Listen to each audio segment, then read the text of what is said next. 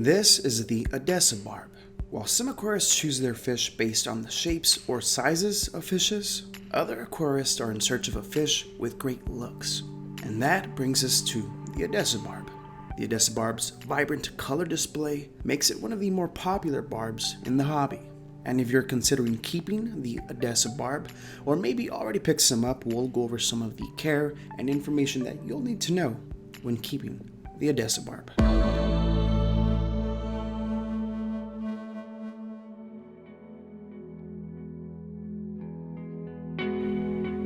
The Odessa Barb comes to us typically from South Asia, but it's not a natural fish, or in other words, it doesn't occur in the wild.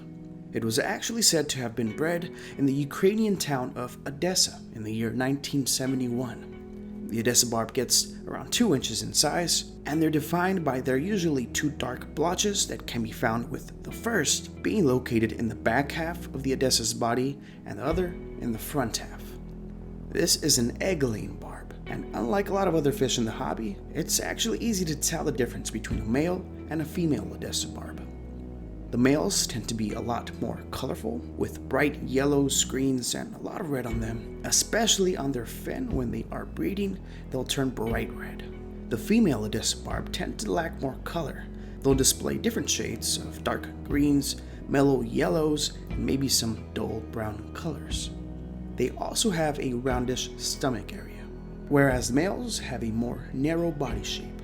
The Odessa Barb is a shoaling fish. This means that it's in their nature to be kept in groups. Be sure to keep a minimum of 6, and if you decide to keep this fish, they should be kept in a minimum tank of 20 gallons US or 75 liters metric.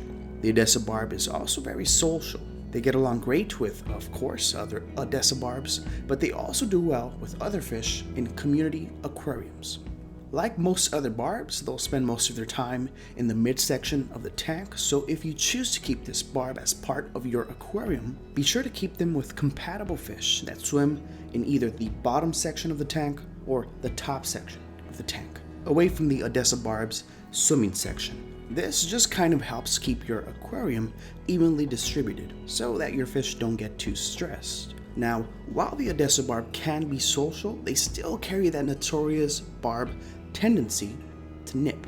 They'll pick at long flowy fins like those of the angelfish, or maybe something like a betta fish. So keep them with other quick fish that your Odessa Barb can't really pick on. The Odessa Barb should be fed a varying diet, as they accept all types of foods. I personally always recommend a diet consisting of frozen foods like mysis shrimp or frozen brine shrimp, dry foods like sinking pellets, that way they sink down to the area where your Odessa Barb feeds, and live foods like blackworms. Live blackworms are a little difficult to find, but if you call around your local fish shops, I'm sure somebody has got to be selling them. The Odessa Barb does well in a neutral pH. It's not that picky, and it should be kept with a temperature in between 72 and 82 degrees Fahrenheit, 22 to 29 degrees Celsius. I hope you found this video helpful. If you have any questions, comments, or any advice you'd like to share in regards to this video, you know what to do. I'm a lot more active on Instagram, but I do respond to all messages every Tuesday, Thursday, and Sunday nights. With that said, my name is Gus. This is Myaquariuminfo. As always, thanks for watching, and if you want to help Myaquariuminfo grow, please consider becoming part of the Myaquariuminfo community. You can pledge your support for this channel on Patreon, and of course there are plenty of cool rewards for pledgers. Although your support in any form is welcome and appreciated. Thanks.